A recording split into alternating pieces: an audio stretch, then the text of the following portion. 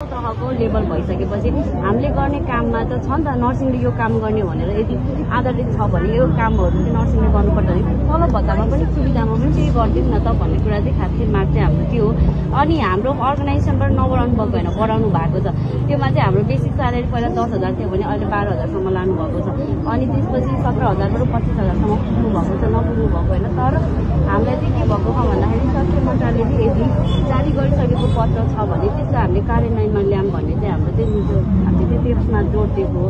तर अर्गनाइजेसनबाट चाहिँ के भन्नुभएको भन्दाखेरि हामी चाहिँ योभन्दा बढी सक्दैनौँ भनेर नै भन्नुभएको छ। अब यसमा चाहिँ अब हामी कसरी जाने भन्ने कुरा चाहिँ भएको छैन। भर्खरै हामी त्यहाँ मिटिङमा बसेर आएको। योभन्दा बढी प्लानिङबाट स्टार्ट भएको हजुर हजुर।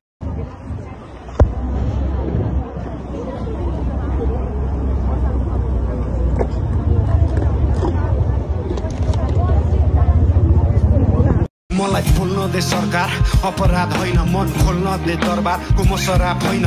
मन खराब छैन, सही बोल्न डराउँदैन।